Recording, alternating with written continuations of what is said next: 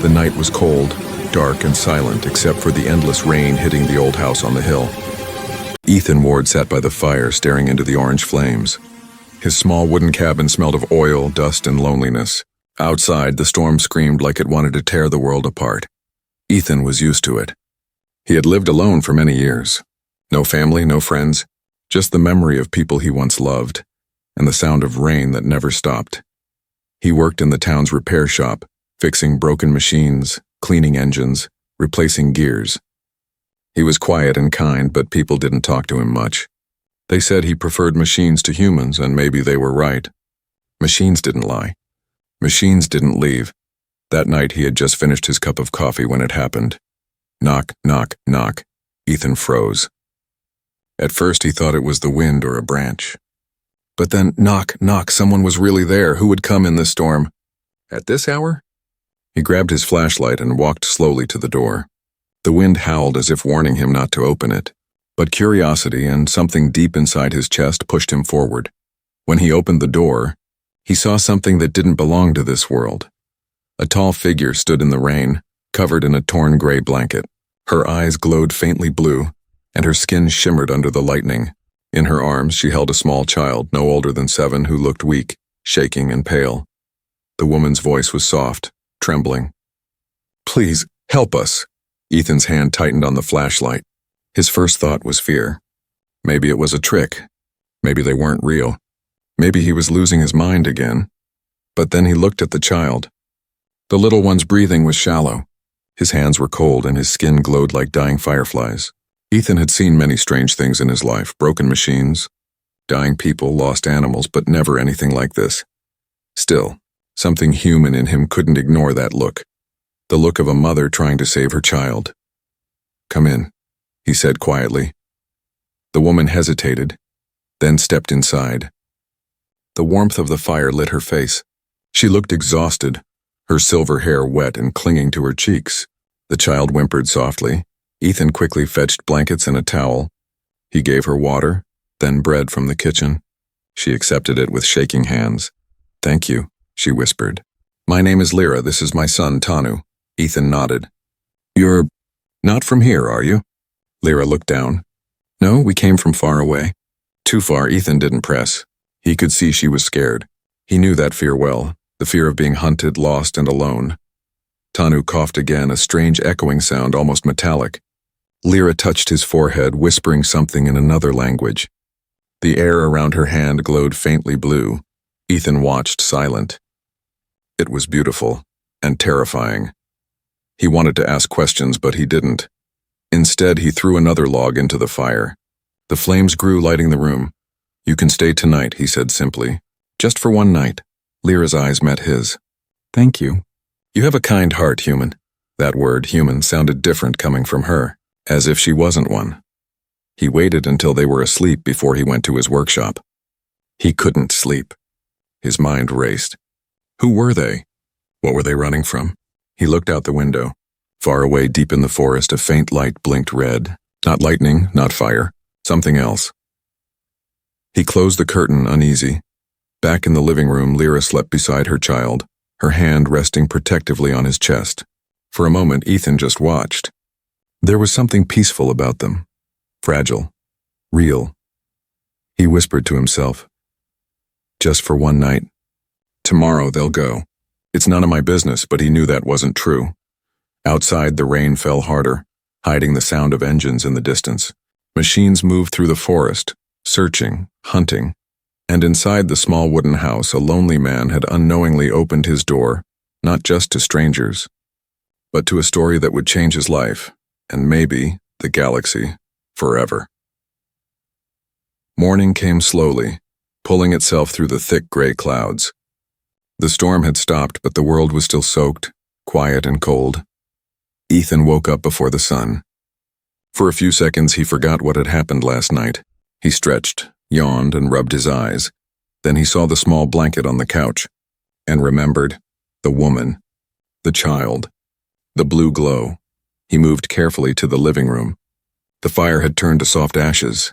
The alien woman, Lyra, was awake, sitting beside her sleeping son. She looked up at Ethan with tired eyes that carried a mix of fear and hope. Good morning, Ethan said quietly. Lyra tilted her head, as if trying to understand the words. Good. Morning, she repeated slowly, her voice soft, almost musical. Ethan smiled a little. You speak English? Only little, she said, touching her chest. Learned. From signals. Signals? Ethan didn't ask. He just nodded and went to the kitchen. He didn't have much food, some bread, eggs, and a jar of honey, but he made breakfast anyway. The smell of fried eggs filled the air. When he placed a plate before her, she hesitated. This is for us? Ethan nodded. You both need it more than I do. Lyra smiled faintly and whispered, Thank you. Tanu woke up soon after. His eyes opened wide as he saw the food. He reached for the bread but paused, waiting for his mother's nod. Then he took a small bite, and for the first time Ethan saw him smile. It was such a small, pure smile that it melted something frozen inside Ethan's chest. He found himself smiling back. Hours passed quietly. Lyra washed the dishes, copying what Ethan did. Tanu followed Ethan around like a shadow, curious about everything, his tools, his machines, even his old radio that barely worked. At one point, Tanu touched the broken radio and it flickered to life, crackling. Then playing a clear human voice, Ethan stared. How did you? Tanu only giggled, eyes glowing faintly blue. Lyra smiled from across the room. He helps machines. He feels them, Ethan blinked. He feels machines? Lyra nodded slowly. Our kind. Connects with life. Metal or flesh, it speaks. Ethan didn't understand all of it, but he understood enough. This child wasn't ordinary, he was special. Later that day, Ethan finally asked the question burning in his mind. So what happened to your ship? Lyra's face darkened. She looked toward the window, where the forest lay heavy with mist. Hunters, she said quietly. They follow us. My people escaped war. We only wanted safe place. Your world is hidden, forgotten. We thought, maybe no one come here. Ethan's hand tightened around his coffee mug. War between who? Lyra shook her head. Between those who think emotion is weakness, and those who still feel. She looked at him then, eyes glowing faintly. We chose to feel. Her words hit him harder than he expected. For a long time, Ethan had locked away his own emotions, trying not to feel too much. But hearing her say that, he felt something stir. That evening, Ethan helped them set up a small sleeping area near the fire. He repaired one of his old heaters while Tanu watched closely, copying his movements with his tiny hands. You like machines, huh?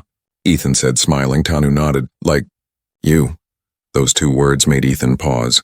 No one had said that to him in years. Lyra watched the two of them, her expression soft. He lost his father long ago. You remind him. Ethan looked away, his throat tight. I'm not anyone's father. Maybe not, Lyra whispered. But hearts choose, before minds do.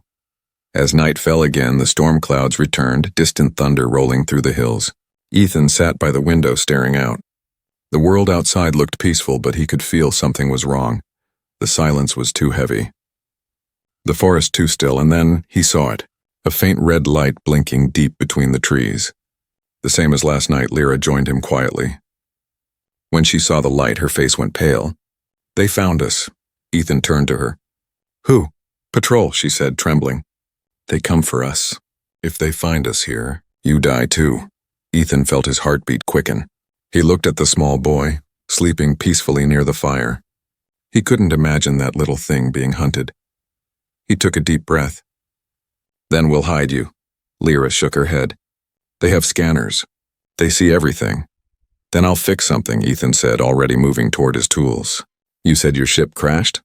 Maybe I can block their scanners. Lyra looked at him shocked. You would risk your life. For strangers? Ethan stopped and looked back at her. You're not strangers anymore.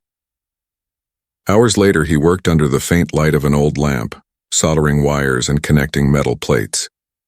His hands were steady, but his mind raced. He didn't know what he was building.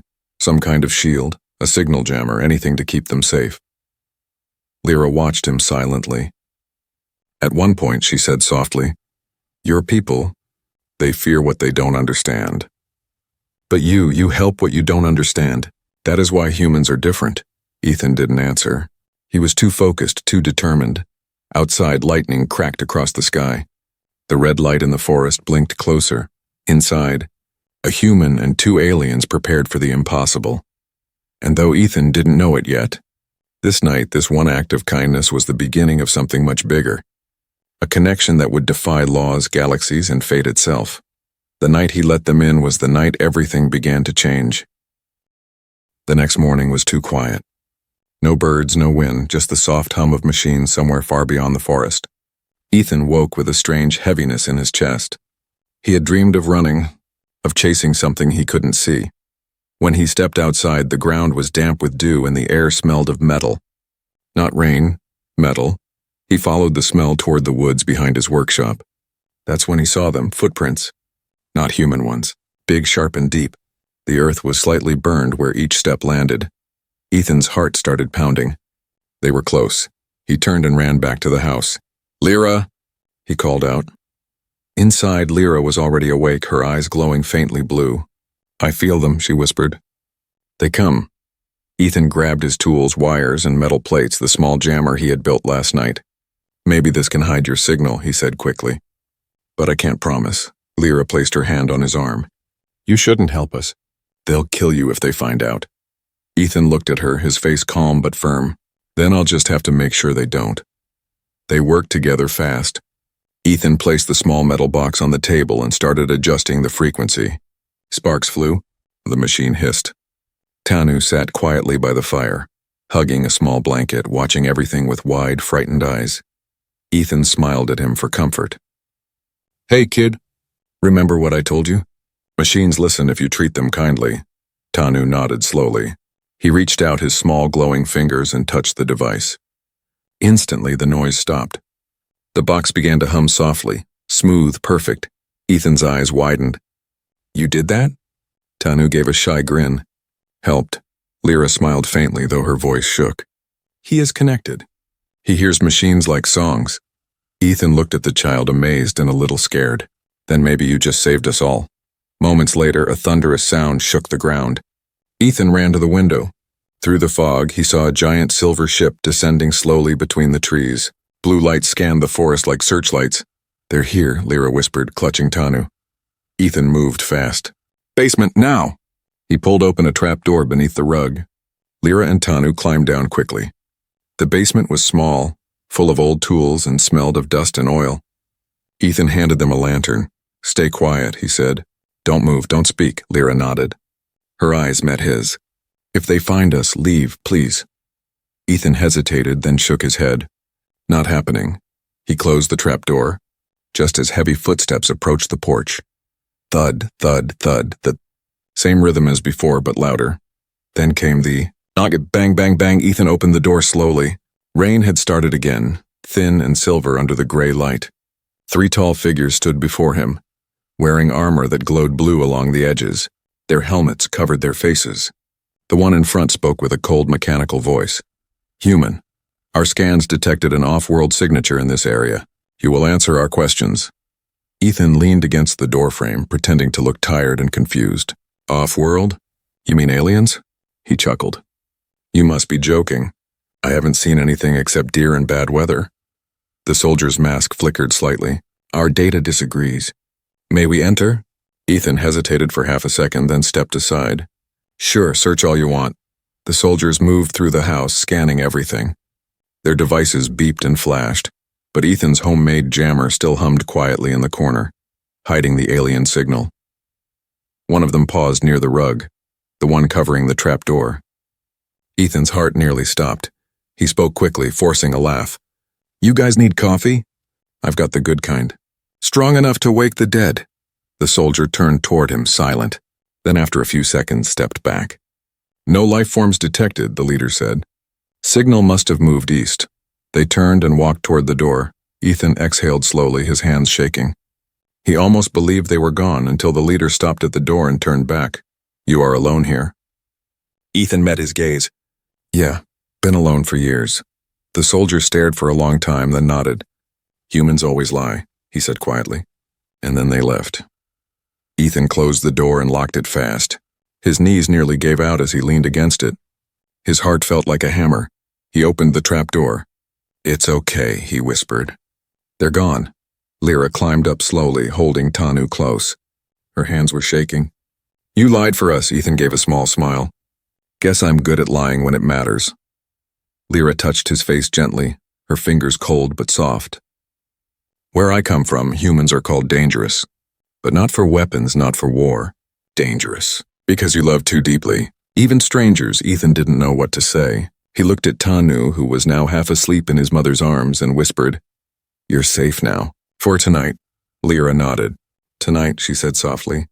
But they will come again. Ethan looked out at the forest where faint light still flickered between the trees. His face hardened. Then we'll be ready. That night he sat alone by the window, watching the rain return. His old house had never felt so alive, filled with fear, warmth, and something new he couldn't name. Maybe it was hope. Maybe it was purpose. He didn't know yet that this small act of protection would soon turn into something far greater, because saving them once wasn't enough. The real fight, the one that would test what it truly means to be human, had just begun. The next few days felt like a dream. Half fear, half peace. The patrols didn't return, at least not yet. But Ethan knew they would. The forest outside seemed calm, but deep inside, he could feel eyes watching. Still, inside his small wooden home, life began to change. The house that once echoed with silence now carried soft voices, quiet laughter, and the hum of tiny alien songs. Tanu often hummed while playing with Ethan's old tools, making shapes out of nuts and bolts. The sound was strange but gentle, like music from another world. For the first time in years, Ethan smiled every morning. One cold evening, he found Tanu in the workshop, sitting on the floor with a broken radio. The boy's small glowing fingers moved carefully across the wires. What are you doing, buddy? Ethan asked, crouching beside him. Tanu looked up with a shy grin. Fixing. It talks sad. Ethan blinked. The radio talks sad? Tanu nodded. It wants to sing. You listen wrong, Ethan chuckled. Well, maybe you can teach it to sing again. Tanu closed his eyes, touching the radio's metal surface. A faint hum filled the air, and suddenly the static turned into a soft melody. A real song. Ethan's mouth fell open. You fixed it. Tanu looked proud. It happy now. Lyra appeared in the doorway, smiling quietly. He connects. Machines, hear him. Same as hearts. Ethan looked at her, then at Tanu. He's special, she nodded. So are you. You see what others don't. At night they often sat together by the fire. Ethan told them stories of Earth, how humans once looked at stars and dreamed of touching them. Lyra listened with wide eyes. Your kind reached the stars, yet you live in loneliness, she said softly. Why? Ethan stared into the fire. We reached too far, and forgot why we started. She tilted her head. To explore? He shook his head. To connect.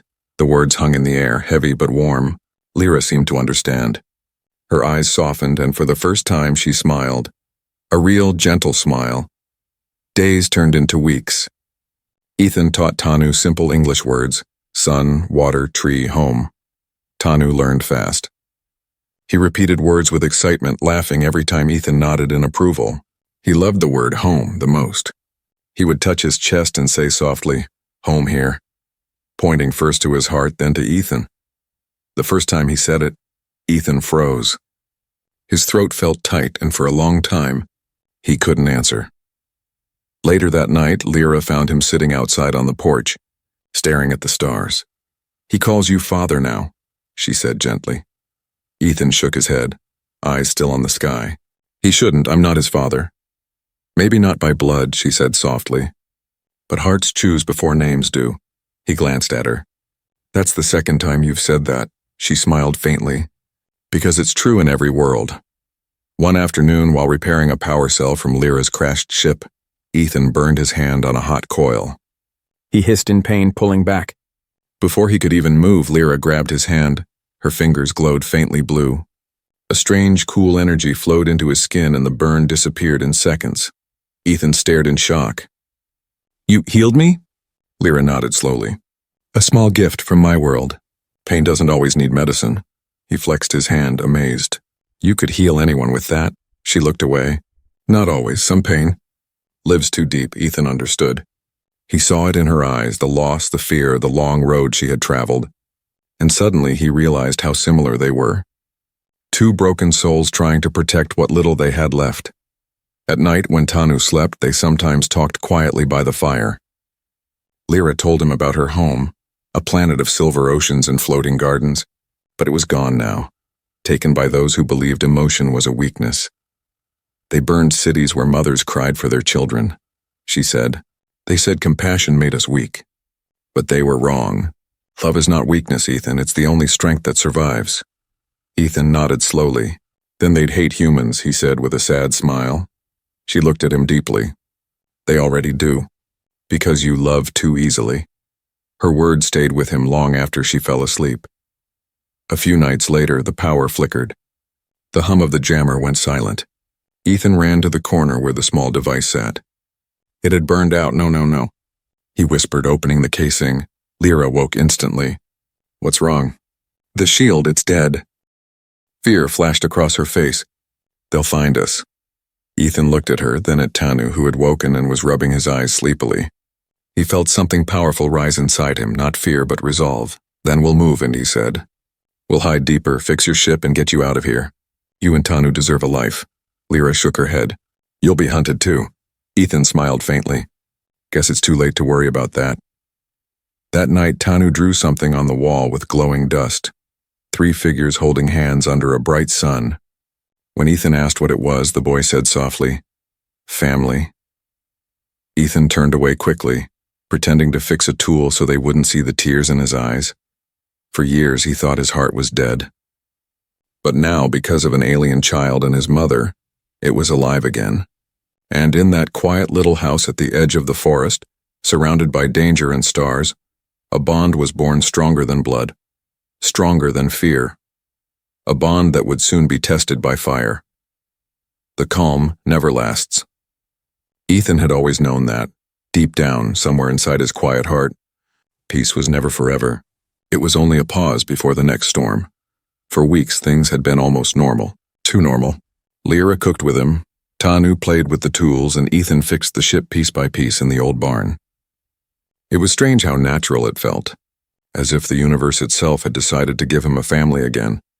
But every night when he looked out the window, he saw those same faint blue lights blinking deep within the forest, watching, waiting. And one morning, they came closer. Ethan was outside gathering wood when he heard the low hum, like thunder trapped under the ground. The sound grew louder. The air thickened. His tools began to rattle, then he saw them. 3 ships, sleek and metallic, hovering above the tree line. Their blue light sliced through the mist.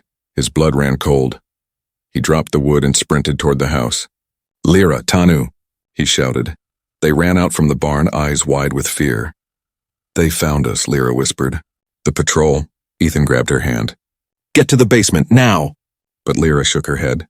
No, if they scan again, they'll see us. We need to destroy the beacon. The what? The part of the ship that still sends signal. It's small near the crash site. Ethan didn't even think. Then we'll go together. The forest was wet and silent. Their boots sank into the mud as they ran.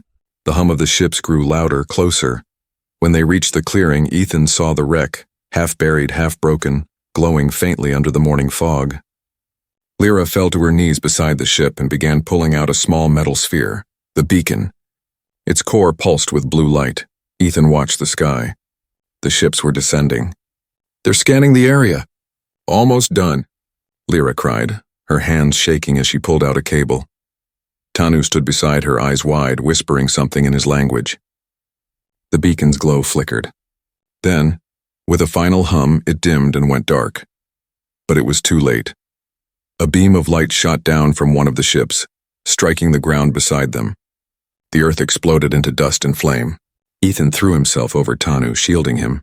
Voices echoed from above. Target confirmed. Lyra looked up at the sky, eyes burning with tears. Run! She shouted. Ethan grabbed Tanu and pulled him toward the trees. Lyra stayed behind, holding the broken beacon in both hands. Lyra, Ethan yelled, but she didn't follow. She placed her palms on the ground and the earth around the wreck began to glow. A wave of blue energy rose up, forming a wall of light. It hit the ships, knocking one off balance. Go! She screamed again. Protect him. Ethan hesitated only for a moment, then ran. The forest blurred around him, branches tearing at his face. He didn't look back until he reached the cabin. When he did, the forest behind him was glowing blue. Back in the house, he slammed the door shut, gasping for air. Tanu stood by the fire, trembling. "Mama," he whispered. Ethan knelt in front of him, trying to calm him down. "She'll come," she promised. But even as he said it, he knew the truth.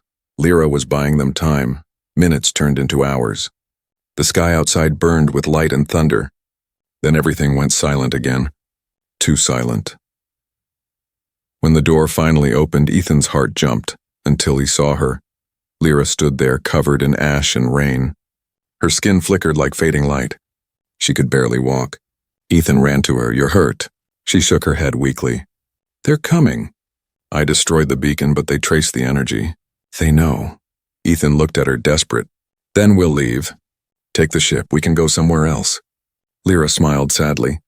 "You fixed much of it. But it needs one last piece, human energy." "What does that mean?" "It means a life," Ethan froze. "No, we'll find another way." Lyra touched his face gently. "You've already given us enough. You gave us home." He took her hand, shaking his head. "Lyra, don't, please." She placed a small metallic disc in his hand. "This is the ship's core key. Promise me you'll protect him." Ethan looked at the key, then at her. "You're not leaving him." "I won't let you." Her eyes softened. "You can't stop what's coming. But you can save him." Outside, the sound of engines grew louder again. The patrol was back, angrier, faster. Ethan grabbed his jacket, the key, and Tanu. "Then we'll all go. Together." The three of them ran to the barn where the ship was hidden. Its silver shell was cracked, but the engine glowed faintly. Ethan inserted the key. The ship whirred to life, light spreading through the panels. Lyra stepped inside, holding Tanu close. Ethan started the engine, but before they could launch, a beam of blue light hit the ground outside, shaking the barn. "They're here," Ethan shouted. Soldiers surrounded the house, weapons drawn. One of them, the same leader from before, stepped forward. His voice was cold. "You broke galactic law, human. You harbored fugitives." Ethan stepped in front of the ship, shielding Lyra and Tanu. "Then arrest me first." The soldier raised his weapon. "You don't understand. They are not supposed to exist." Ethan's jaw tightened. "Neither am I some days. But here we are." And for the first time in years, Ethan Ward, the quiet mechanic who had lived his life in silence, stood like a soldier. Behind him, the ship's engine roared. Above him, lightning cracked the sky. And all around him, the storm of fate finally broke. The night was alive with thunder and fire. Blue beams tore through the dark sky, slicing across the forest, burning everything in their path.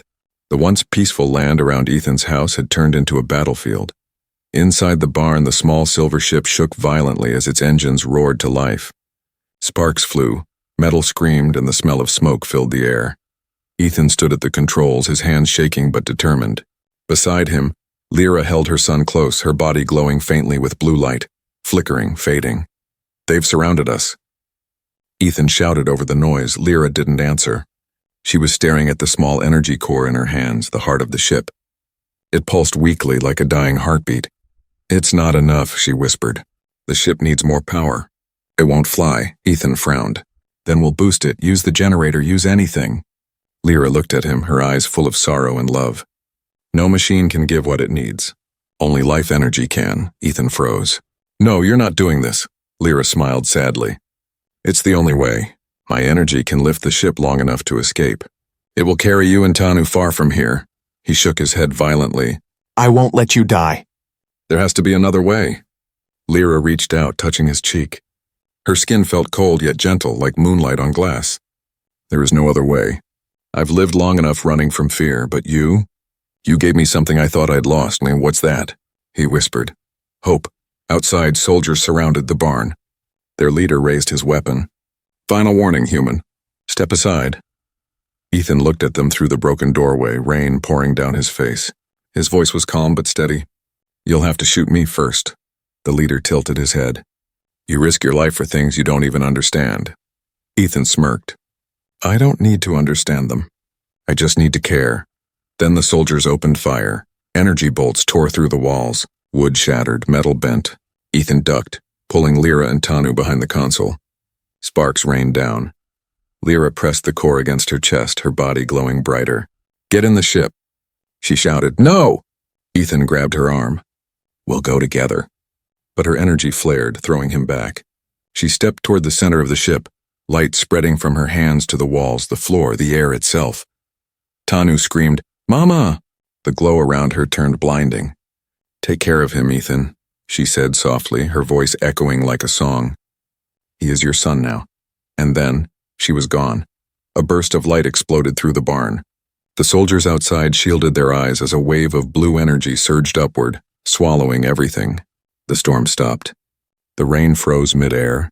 For one impossible moment, the world was still. Then, the ship lifted. Ethan crawled to his feet, dazed as the ship's engines roared like thunder. He could feel her presence inside the machine, alive and powerful.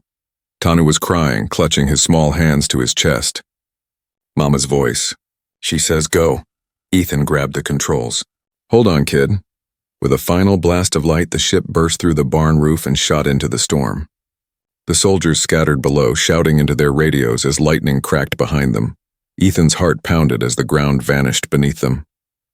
Clouds swallowed the sky. The stars appeared, cold, endless, beautiful. But the console was flickering. The ship's systems were failing. "Come on," Ethan muttered, hitting buttons. Just a little further. Tanu touched the glass beside him, looking out at the stars. "She's there," he whispered.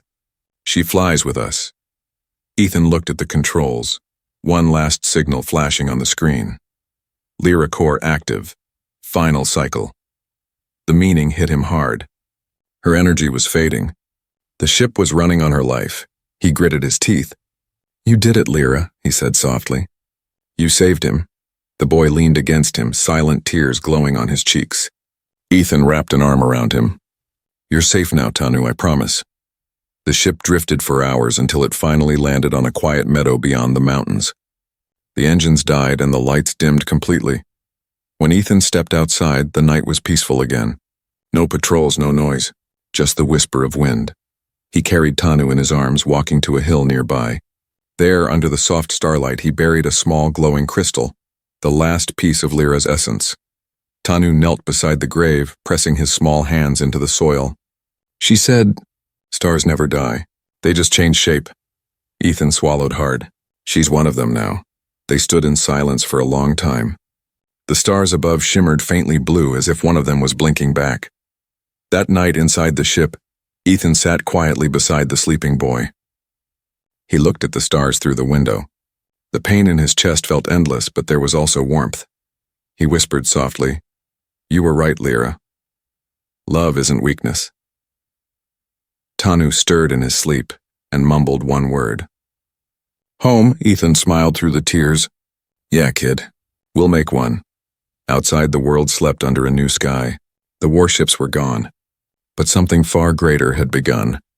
A human and an alien child bound by sacrifice, carrying the light of a mother who gave everything. And from that night on, the stars would never look the same, because one of them had learned what it truly meant to be human. Years passed. Seasons changed. The forest that once burned with war grew green again. Grass covered the scars of battle, and wildflowers bloomed where fire once raged. The air was clean, the skies open, and the world quiet once more. On the edge of that peaceful valley stood a small farmhouse. Its roof was made of old ship metal, its windows patched with glass from another world. Smoke rose softly from the chimney. And inside, the sound of laughter, gentle, warm, human. Ethan Ward was older now. His hair had turned gray, his hands rougher, but his eyes still carried that soft light of kindness.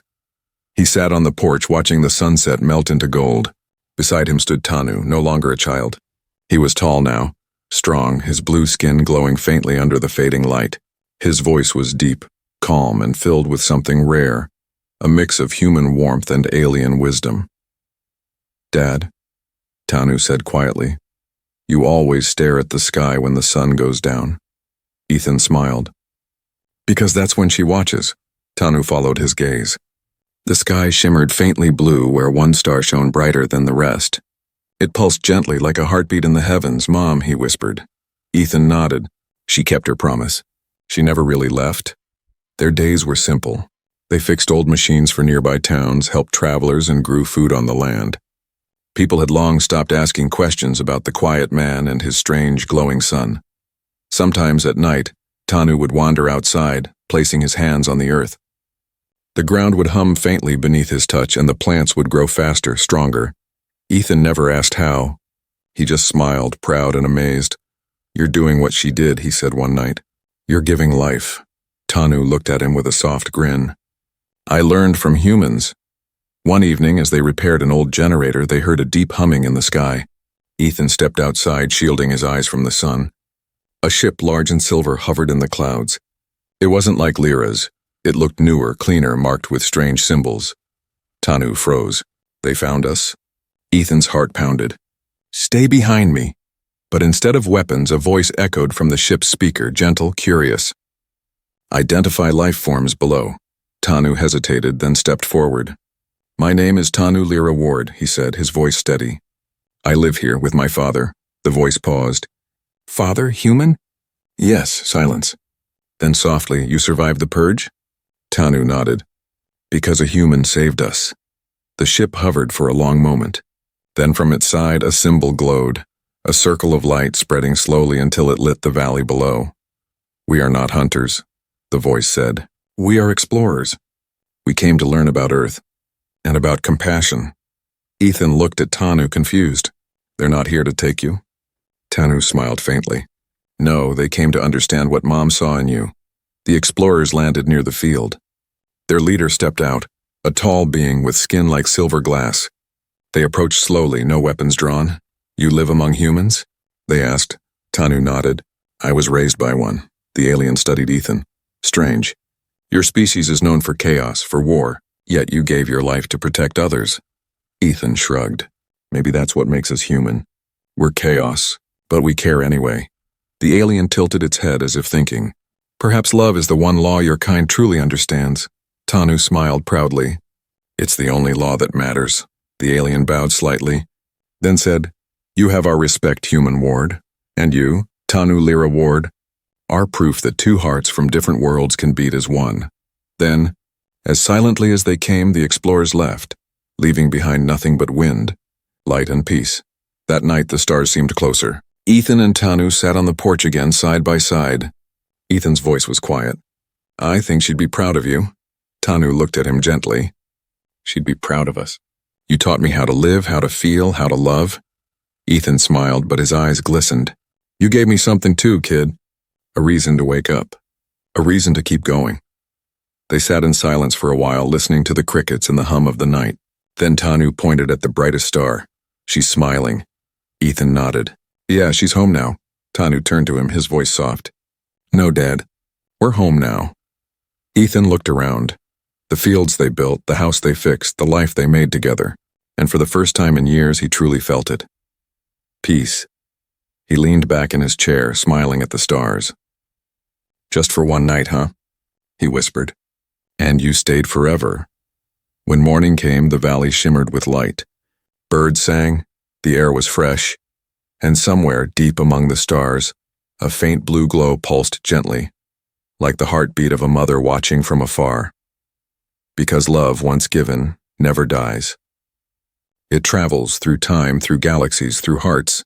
And so the man who once lived alone on Earth found a family not written by blood, but by kindness, a love strong enough to bridge worlds, a bond powerful enough to outlive death. And that bond between a human and alien mother and her son became something eternal, a forever home.